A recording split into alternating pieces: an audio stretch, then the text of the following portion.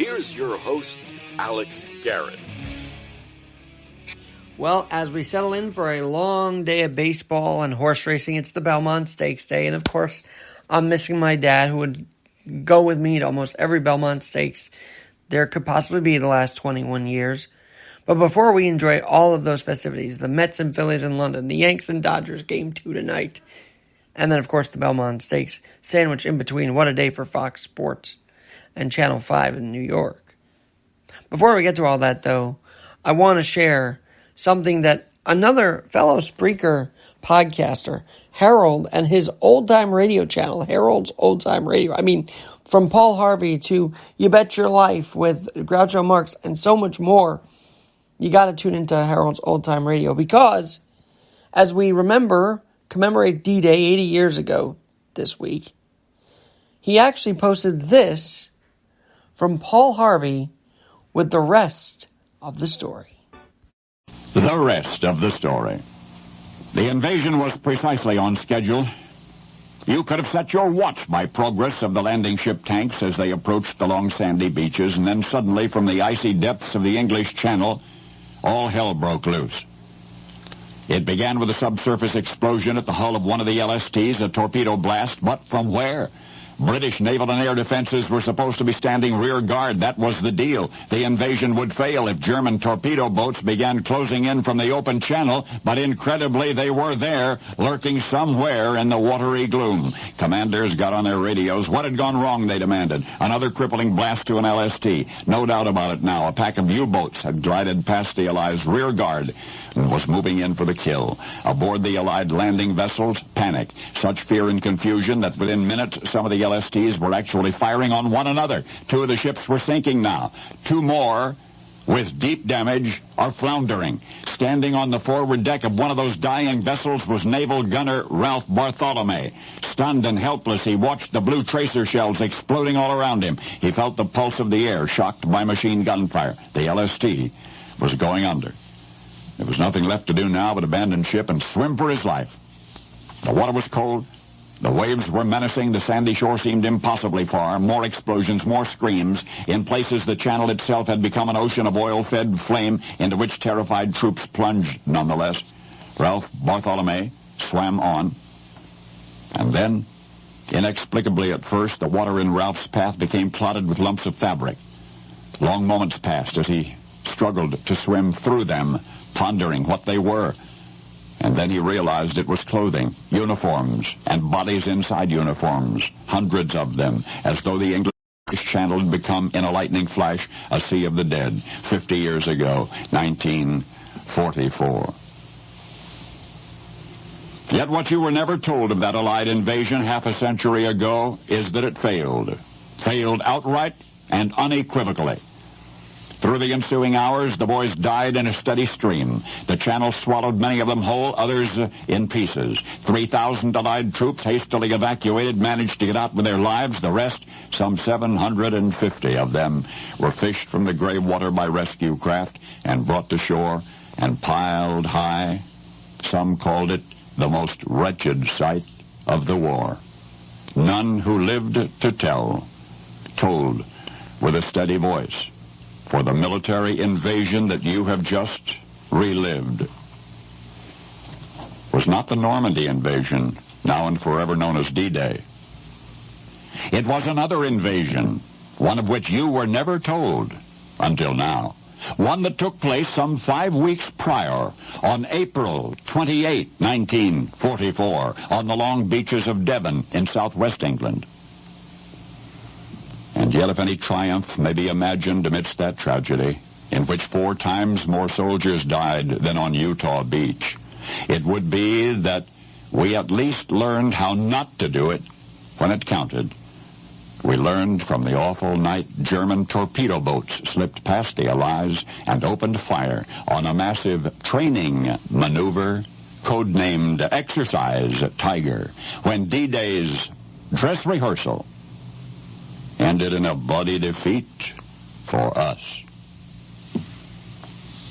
Now you know the rest of the story. I mean, there are things about Paul Harvey that he would always show the the parts untold, as he just talked about. For instance, the paintings of by Currier and Ives weren't always beautiful or plentiful. It was sometimes gory. I mean, there were things that you got to tune into Harold's Old Time Radio for more of the Paul Harvey story. And I've not really heard of the Devon storming until now. But it is always interesting to play Paul Harvey on moments like that, because he always does tell not just the rest of the story, a whole other side to the story. So I highly recommend those in my generation and younger look up Paul Harvey, because that man was journalism. He was a storyteller, unlike anybody else on the radio or television. And he certainly did not deliver what we like to call, in popular culture, the fake news. He was a news guy. And I just admire Old Time Radio, Harold, for continuing to post his work on all different subjects. Very timely posting, too. If you look at it, Harold's Old Time Radio, I will put his page in the link.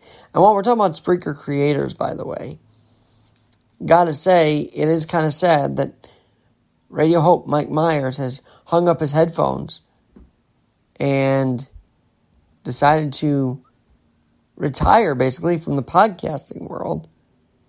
And, we always had fun in that 8 a.m. to 9 a.m. hour Eastern time before he came on 8 a.m. Central from Boone, Iowa. So Radio Hope, I know you're not doing as well. We're praying for you up here in New York, and if you're up for it, the door is always open for another interview, or dare I say an exit interview from the podcasting world. And just to catch up would be great. Love you, brother, and I hope you are well.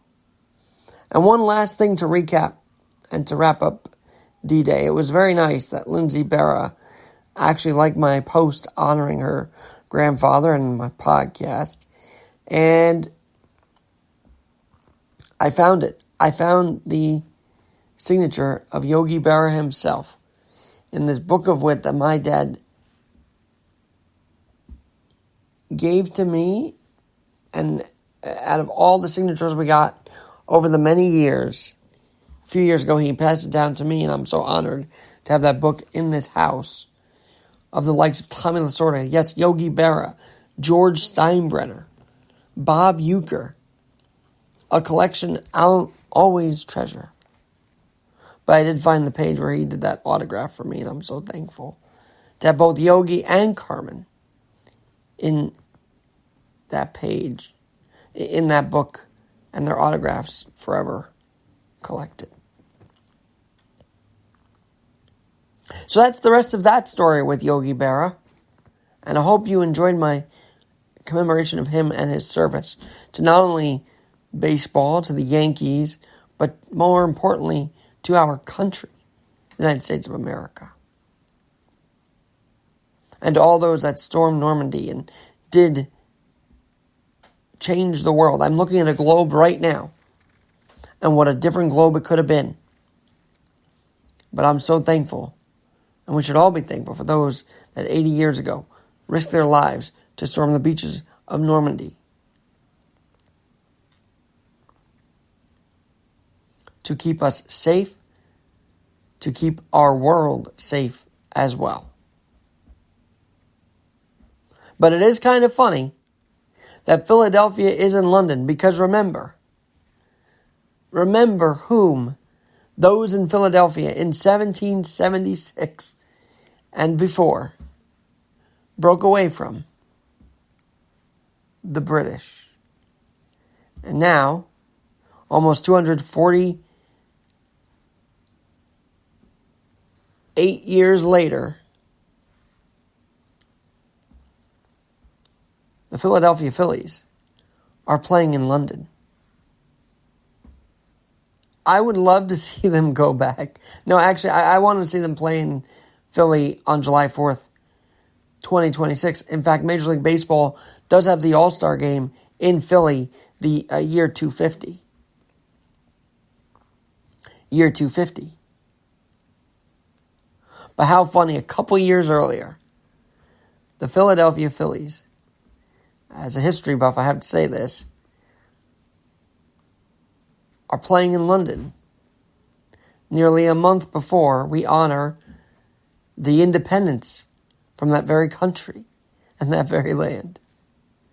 It's quite a world, and thank God we're allies with London and England and all that, and of course the royalty. Just thought it'd be funny to mention that, yes, Philly is playing back in the land that our founding fathers broke away from. A month before we celebrate our independence from that Great Britain rule. Life is funny like that, isn't it? I'm Alex Garrett. We'll talk to you soon on the Alex Garrett Podcast Network. And before I go, I got to say on the D-Day coverage, I did see a Christian Amanpour special with Story Time with Papa Jake, who's now 101 years old. And he marked the 80th anniversary of the storming of Normandy, traveled over there once again. And we are forever thankful that his granddaughter decided to start a page of his stories so that the times of the 80 years ago and that historic moment live on through the storytelling of Jake Larson. God bless you to the Larson family and to Jake Larson for continuing to tell his story at age 101. I'll drop the links to all of this below on the Alex Garrett Podcast Network.